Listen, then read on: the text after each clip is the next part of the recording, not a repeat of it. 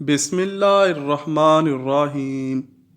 رکانہ بن عبد یزید نامی ایک خوبصورت، بہادر اور ذہین مرد تھا۔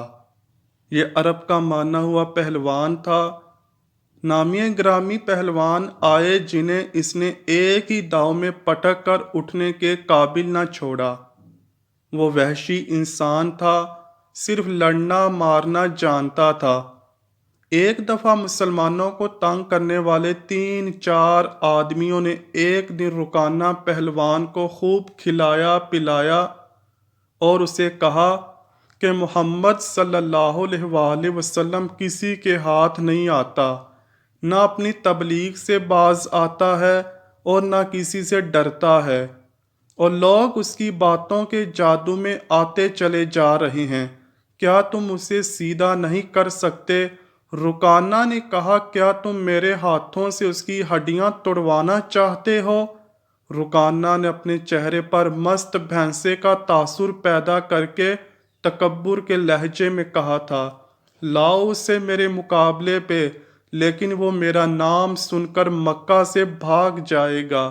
نہیں نہیں، میں اس کے ساتھ لڑنا بھی توہین سمجھتا ہوں۔ اس نے اکسانے والے آدمیوں کی بات نہ مانی۔ وہ کسی پہلوان کو اپنے برابر سمجھتا ہی نہیں تھا۔ مسلمانوں کے دشمن خاموش ہو گئے، لیکن سوچتے رہے کہ رسول اللہ صلی اللہ علیہ وآلہ وسلم کو رکانہ کے ہاتھوں گرا کر آپ صلی اللہ علیہ وآلہ وسلم کا تماشا بنایا جائے۔ نعوذ باللہ۔ مکہ کے یہودی خاص طور پر رسول کریم صلی اللہ علیہ وآلہ وسلم کے دشمن تھے، لیکن وہ کھل کر میدان میں نہیں آتے تھے۔ وہ خوش تھے کہ اہل قریش آپس میں بڑھ کر ایک دوسرے کے دشمن ہو گئے ہیں۔ انہیں پتہ چل گیا کہ قریش کے کچھ آدمیوں نے رکانہ پہلوان کو اکسایا ہے کہ وہ رسول اللہ صلی اللہ علیہ وآلہ وسلم کو کشتی کے لیے للکارے، لیکن وہ نہیں مان رہا۔ ایک روز رکانہ رات کے وقت ایک گلی سے گزر رہا تھا کہ اس کے قریب سے ایک بڑی حسین و جوان لڑکی گزری۔ چاندنی رات میں لڑکی نے رکانہ کو پہچان لیا اور مسکرائی۔ رکانہ وحشی تھا، وہ رک گیا اور لڑکی کا راستہ روک لیا۔ کیا تم جانتی ہو کہ عورت مرد کی طرف دیکھ کر مسکراتی ہے تو اس کا کیا مطلب ہوتا ہے؟ رکانہ پہلوان نے پوچھا، کون ہو تم؟ اس کا مطلب ہوتا ہے عورت اس مرد کو چاہتی ہے۔ اس جوان لڑکی نے جواب دیا، میں سبت بنت ارمن ہوں۔ او ارمن، یہودی کی بیٹی، رکانہ نے کہا، اور لڑکی کے کندھوں پر ہاتھ رکھ کر اسے اپنے قریب کر کے بولا، کیا میرا جسم تجھے اتنا اچھا لگتا ہے؟ اور کیا میری طاقت؟ تمہاری طاقت نے مجھے مانوس کر دیا ہے۔ سبت نے ہٹتے ہوئے کہا، تم محمد صلی اللہ علیہ وآلہ وسلم سے ڈرتے ہو؟ کون کہتا ہے؟ رکانہ نے گرج کر پوچھا۔ سب کہتے ہیں، سبت نے کہا۔ پہلے محمد صلی اللہ علیہ وآلہ وسلم کو گراؤ، میں اپنا جسم تمہیں انعام میں دوں گی۔ اللہ کے بیٹوں اور بیٹیوں کی قسم، تیری بات پوری کر کے تیرے سامنے آؤں گا۔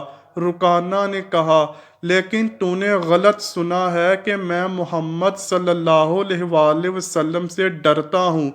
بات یہ ہے کہ میں اپنے سے کمزور سے لڑنے میں اپنی توہین سمجھتا ہوں، لیکن تیری بات پوری کروں گا۔ مشہور مورخ ابن ہشام نے لکھا ہے کہ رسول کریم صلی اللہ علیہ وآلہ وسلم نے خود رکانہ پہلوان کو کشتی کے لیے للکارا تھا، لیکن دوسری مورخ ابن الاسیر نے جو شہادت پیش کی ہے وہ صحیح ہے کہ رکانہ نے محمد صلی اللہ علیہ وآلہ وسلم کو کشتی کے لیے للکارا، اور اس نے کہا، میرے بیٹے، تم بڑے دل اور بڑی جرت والے آدمی ہو۔ میں یہ بھی جانتا ہوں کہ تم جھوٹ بولنے سے نفرت کرتے ہو، لیکن مرد کی جرت اور صداقت کا پتہ اکھاڑے میں چلتا ہے۔ آؤ میرے مقابلے میں اکھاڑے میں اترو۔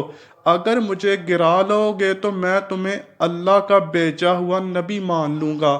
اللہ کی قسم تمہارا مذہب قبول کر لوں گا، لیکن یہ ایک بھتیجے اور چچا کی کشتی نہیں ہوگی۔ رسول اللہ صلی اللہ علیہ وآلہ وسلم نے رکانہ کی للکار کے جواب میں کہا، ایک بت پرست اور سچے دین کے پیغمبر کی لڑائی ہوگی، تو ہار گیا تو اپنا وعدہ نہ بھول جانا۔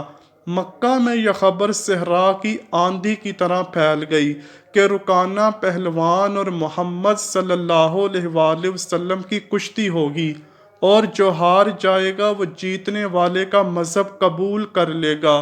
قریش کا بچہ بچہ، مرد و زن اور یہودی ہجوم کر کے آ گئے۔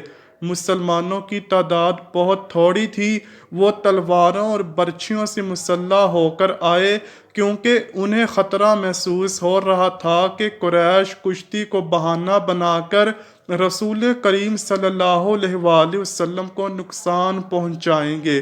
عرب کا سب سے زیادہ طاقتور و وحشی پہلوان رکانہ بن عبد یزید رسول کریم صلی اللہ علیہ وآلہ وسلم کے مقابلے پر اترا۔ اس نے حضور صلی اللہ علیہ وآلہ وسلم پر طنزیہ نظر ڈالی اور آپ صلی اللہ علیہ وآلہ وسلم پر تھپکی کسی۔ آپ صلی اللہ علیہ وآلہ وسلم مکمل خاموش اور اطمینان سے رکانہ کی آنکھوں میں آنکھیں ڈال کر دیکھتے رہے کہ وہ بے خبری میں کوئی داؤ نہ کھیل جائے۔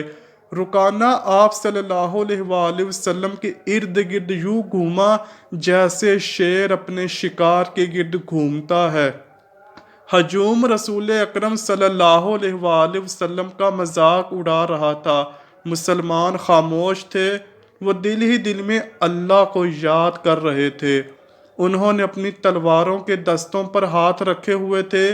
پھر نہ جانے کیا ہوا کہ رسول اکرم صلی اللہ علیہ وآلہ وسلم نے کیا داؤ کھیلا۔ ابن الاسیر کہتے ہیں کہ آپ صلی اللہ علیہ وآلہ وسلم نے رکانہ کو اٹھا کر زمین پر پٹخ دیا۔ رکانہ زخمی شیر کی طرح اٹھا اور غرا کر آپ صلی اللہ علیہ وآلہ وسلم کے سامنے دوبارہ سے حملہ آور ہوا۔ آپ صلی اللہ علیہ وآلہ وسلم نے پھر وہی داؤ کھیلا اور اسے پٹخ دیا۔ وہ اٹھا تو آپ صلی اللہ علیہ وآلہ وسلم نے اسے تیسری بار پٹخا۔ بھاری بھرکم جسم 3 بار پٹخا گیا تو کشتی جاری رکھنے کے قابل نہ رہا۔ رکانہ سر جھکا کر اکھاڑے سے نکل گیا۔ ہجوم پر سناٹا طاری ہو گیا اور مسلمان ننگی تلواریں اور برچھیاں ہوا میں لہرا لہرا کر اور اچھال اچھال کر نعرے لگا رہے تھے۔ رکانہ! رسول کریم صلی اللہ علیہ وآلہ وسلم نے للکار کر کہا، اپنا وعدہ پورا کر اور یہیں اعلان کر کہ آج سے تو مسلمان ہے۔ رکانہ نے قبول اسلام سے صاف انکار کر دیا اور پھر فتح مکہ کے دن اسلام قبول کر لیا۔ بعض مورخین نے لکھا ہے کہ رکانہ نے کشتی والے دن ہی اسلام قبول کر لیا تھا اور کہا تھا کہ جس شخص نے مجھے ہرایا ہے یہ کوئی عام آدمی ہو ہی نہیں سکتا، بلکہ یہ اللہ کا ہی نبی ہے۔ امید کرتا ہوں آپ کو ویڈیو ضرور پسند آئی ہوگی۔ اگر آپ کو ویڈیو پسند آئی ہے تو ویڈیو کو لائک کیجئے، شیئر کیجئے اور چینل کو لازمی سبسکرائب کیجئے۔ ملتے ہیں اگلی ویڈیو میں، تب تک کے لیے اللہ حافظ۔